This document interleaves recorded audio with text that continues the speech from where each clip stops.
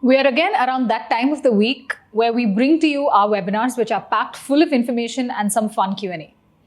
At 10 a.m. we have a webinar on rising inflation, how to make your money work harder for you. We have another webinar at 10 a.m. on the ithoughtPMS ecosystem, which will cover everything that you need to know about us. At 11 a.m. we have a webinar exclusively for all the amazing women out there, a candid conversation-based webinar which will help you chart out your wealth creation journey. If you would like to be a part of our webinars, don't forget to register. You can find the registration links in the description. See you all there. Dangers of digital investing. Have seen investing getting digitized like never before in history. Transacting has been made so easy. Information flows have been speeded up. You are now in a place where it's too easy to invest. But is it really going to make your life easier or tougher? That's the question that everybody must now answer. The answer to this question lies in multiple factors.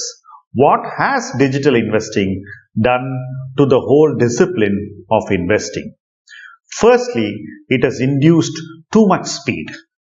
People transact at will. You know you can invest anytime you want, so there is no wait. Most importantly, there is a sense of urgency.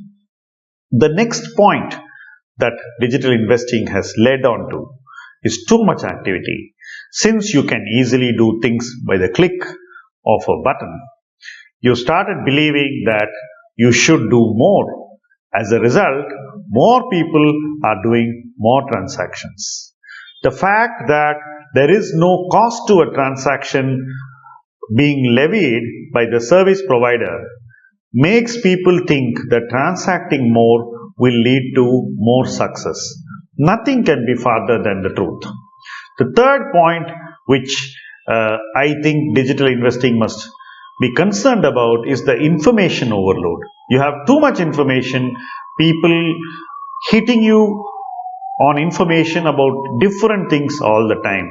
More importantly, the same information comes from different people. That again leads one to a mind state where you start believing that getting the same information from many people should ultimately give you conviction.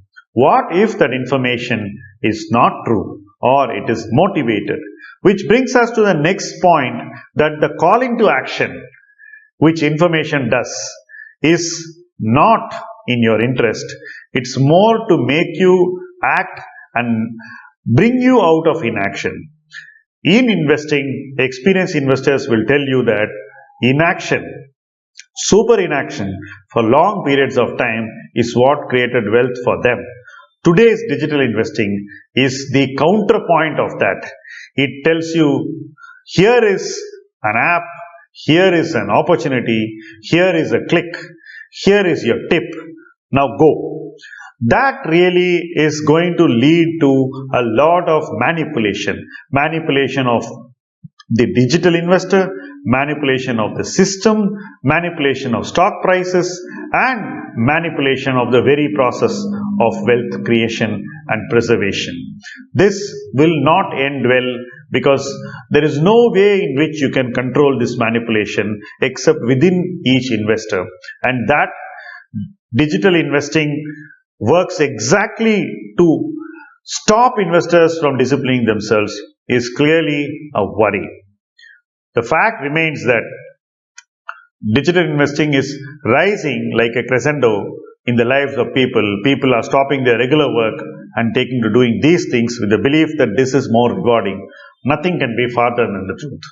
Activity rarely begets wealth, and hyperactivity most likely will lead to destruction of wealth.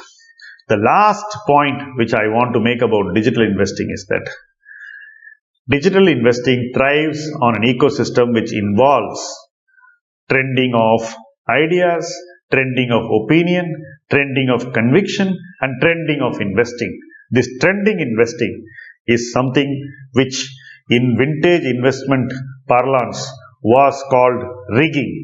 Today, digital investing is a great enabler of this rigging, and we find the retail investor is now pitted against a system which makes him indisciplined, rash, and reckless. This has become the highlight of what digital investing has done to the discipline of investing